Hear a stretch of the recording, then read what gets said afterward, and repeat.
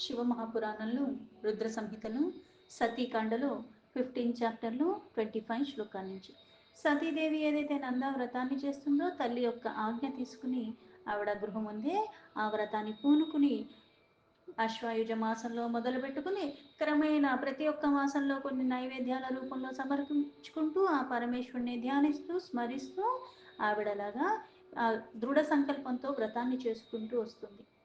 భాద్రే कृष्णत्रयोदश्यां पुष्पैर्नानाविधैः फलैः सम्पूज्या च चतुर्दश्यां चकार जलभोजनम्।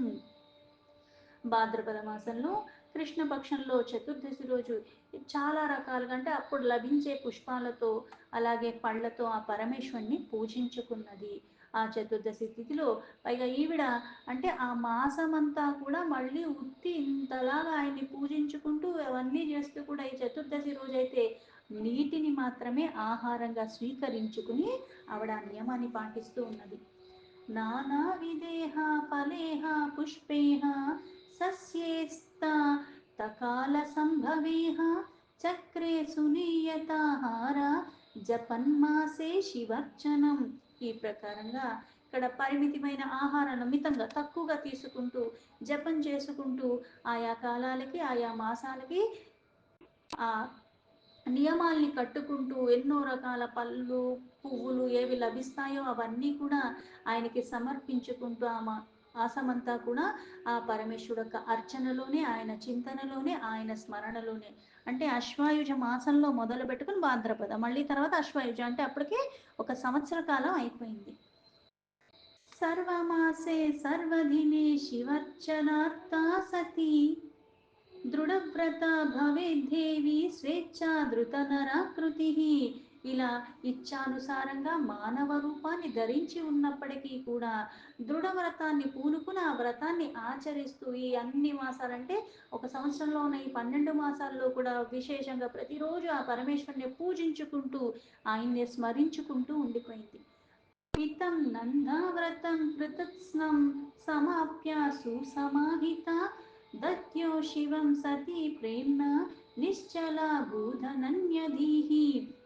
ఈ ప్రకారంగా నందావ్రతం పూర్ణమైపోయింది, ఒక సంవత్సర కాలం అయిపోయింది. అది సమాప్తి అయిపోయిన తర్వాత అప్పుడు కూడా ఆ పరమేశ్వరుడైన శివుణ్ణి అనన్యమైన భావనతో సతీదేవి ఏకాగ్రమైన చిత్తంతో ఆయన మీద ఇష్టంతో మక్కువతో ఆయన్నే ధ్యానిస్తూ ఉండిపోయింది. ఆ ధ్యానంలో నిశ్చలంగా ఉండిపోయి స్థిరంగా ఉండిపోయింది. ఏతస్మిన్నంతరే దేవా మునయశ్చ అఖిల మునే విష్ణుం మాం చ పురస్కృత్య యుయుర్ద్రష్టుం సతీ తపః.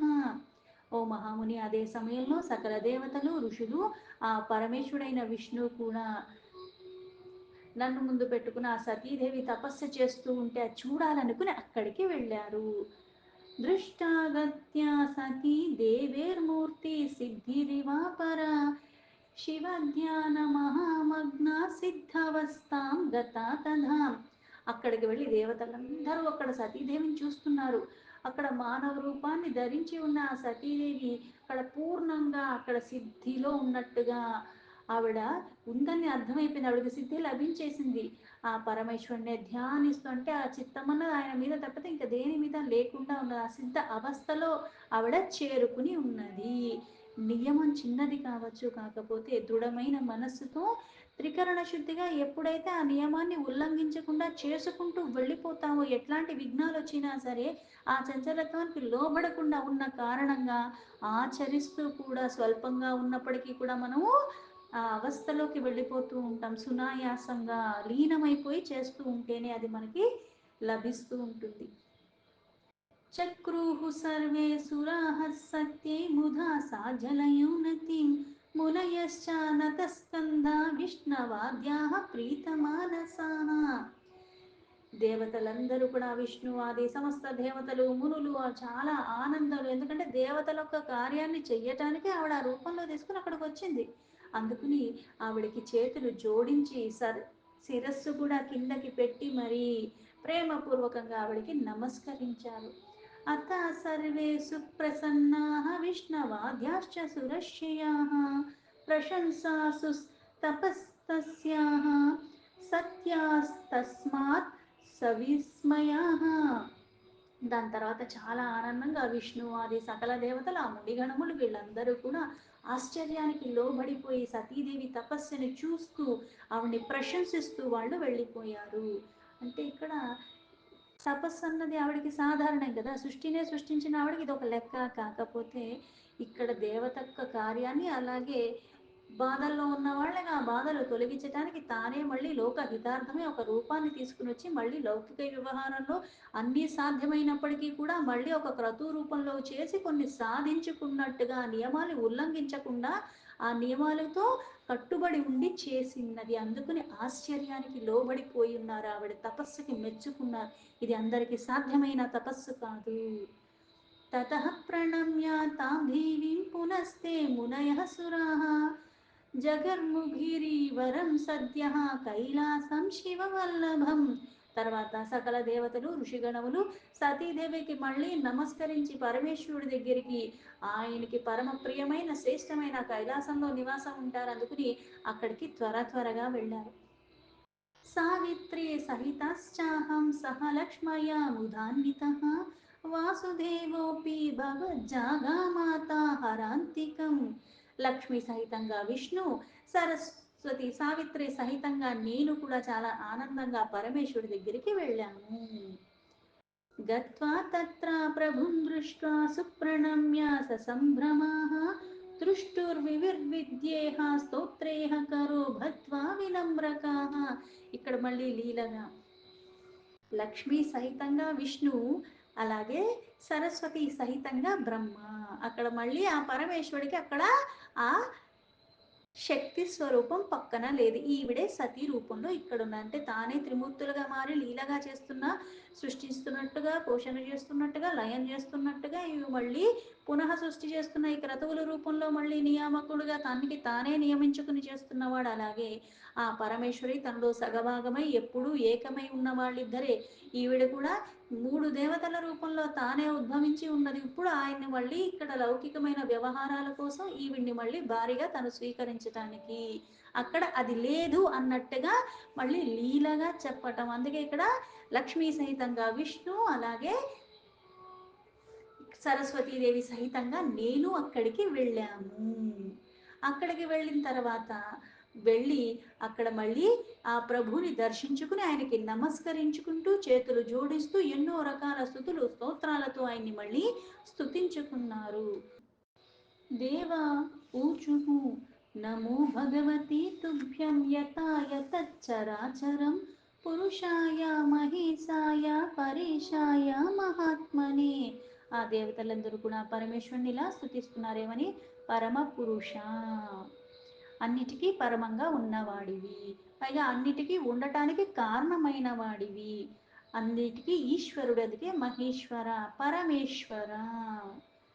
అలాగే ఇక్కడ ఆత్మరూపంలో చరాచర అన్ని వ్యాపింప చేయటానికి కారణమైన వాడు, వ్యాపించున్న వాటిల్లో కూడా ఉన్నవాడివి నువ్వు కాబట్టి అవి ఉన్నాయి.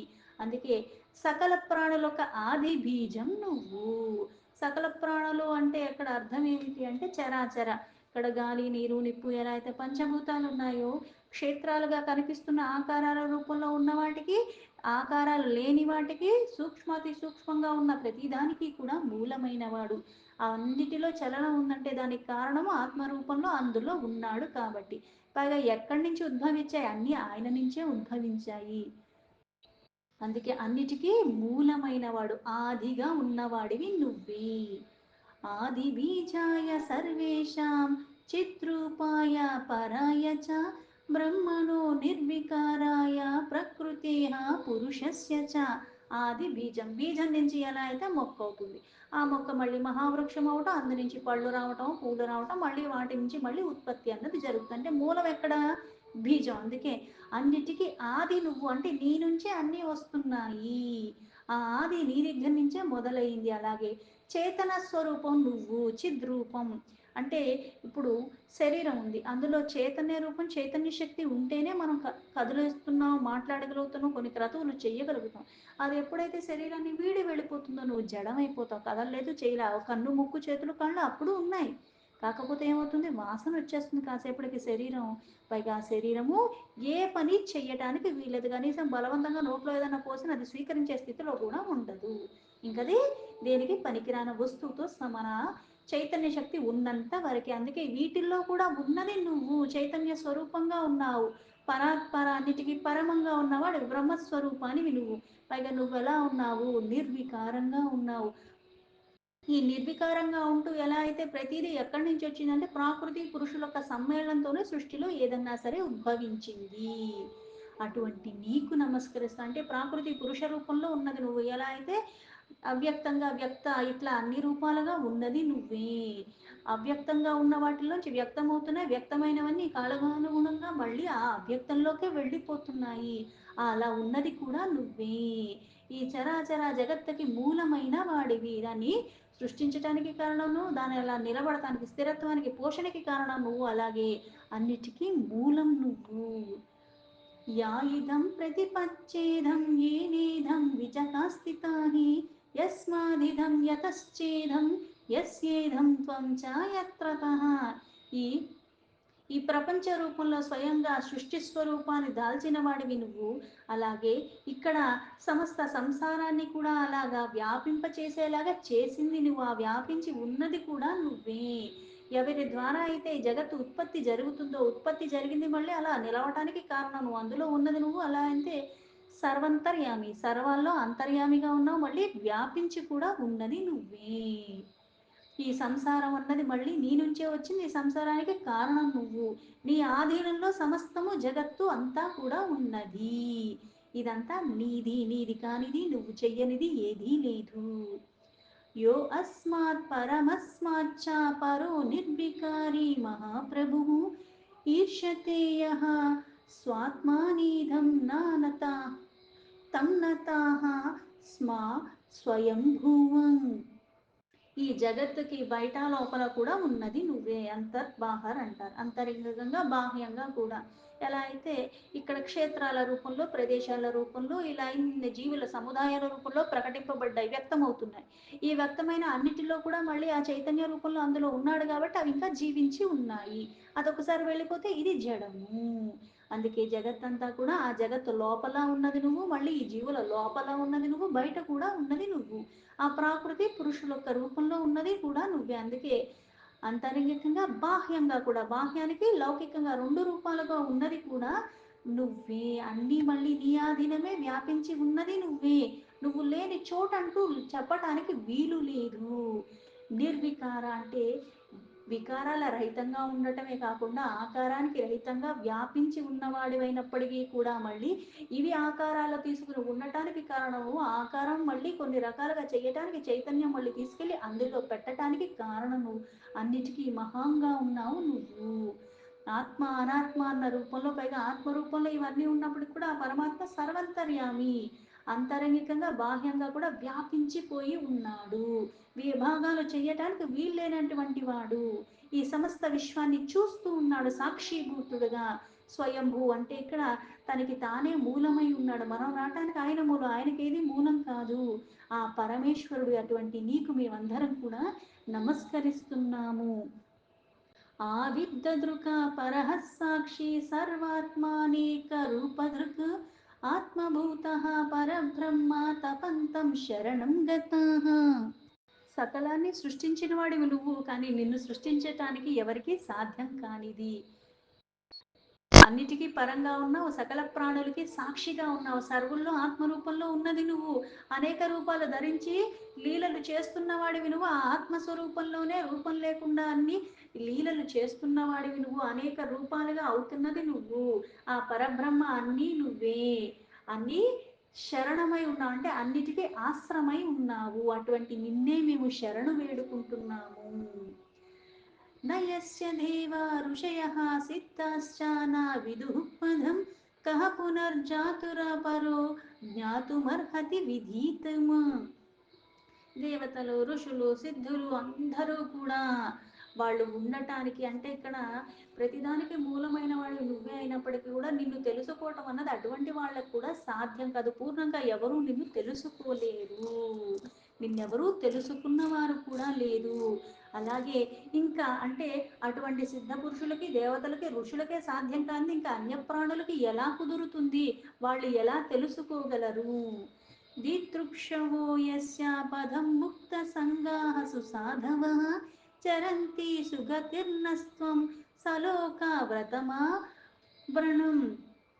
ఈ ప్రకారంగా ఎవరికి అది సాధ్యం కాదు. అయితే ఎవరిని చూసినంత మాత్రం చేత సాధుజనులు ఇక్కడ మనం ఎలా అయితే సత్సంగత్వం ఉంటారు, మనం అలా ఉండలేకపోయినా అటువంటి సత్పురుషుల్లో ఒక సాంగత్యం చేసినా సరే దాని ప్రభావం మన మీద ఉంటుంది. ఎలా అయితే కొన్ని ధార్మికమైన క్రతువులు చేసేవాళ్ళు సత్పురుషుల్ని మనం దర్శించుకున్నా స్పర్శించుకున్నా వాళ్ళని స్మరించినంత మాత్రాన చేత మన పాపాలు తొలగిపోతాయి.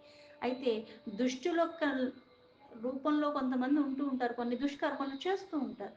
అయితే వాళ్ళ సంపర్కంలో వెళ్ళి వాళ్ళని దర్శించుకున్నా వాళ్ళని స్మరించుకున్నా వాళ్ళని మనం స్పర్శించిన మళ్ళీ ఆ పాపం కూడా చుట్టుకుంటుందనే కదా అర్థం. అంటే మనకి లౌకికంగా రోజు చూస్తే పుణ్యం ఎంత చేస్తున్నామో మనకి తెలియదు, కానీ పాపం చాలా సునాయాసంగా ఎక్కువగానే అంటుకుంటూనే ఉంటుంది ఇటువంటి వాటి వల్ల.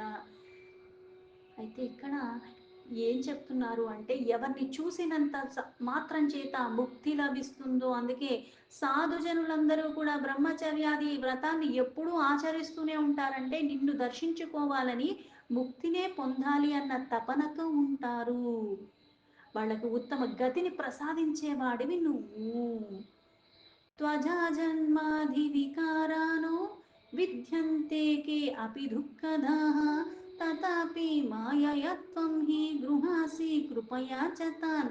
ప్రభు, దుఃఖాలు అంటే జన్మాది ఇక్కడ దుఃఖాలన్నీ కూడా పరమాత్మ ఇచ్చినవేమీ లేవు. పరమాత్మ ఇచ్చింది సుఖమే ఇచ్చాడు, కాకపోతే మనం కష్టాన్ని కొని తెచ్చుకున్నట్టుగా కొన్ని వాటికి ఎక్కువగా మోహంకి ఈ భోగాలకి మక్కువ చూపించిన కారణంగా మనం కష్టాన్ని కొని తెచ్చుకున్నట్టుగా కొన్ని దుఃఖాలు మనమే కొని తెచ్చుకుంటున్నాము. ఆ దుఃఖానికి కారణం నేను, పైగా నేను చేసుకున్న కర్మలు. అందుకే దుఃఖాన్ని ఇచ్చే ఈ జన్మని, అలాగే వికారాలు పెంచే ఈ జన్మని, దీనికి అతీతంగా ఉన్నవాడు ఎందుకు?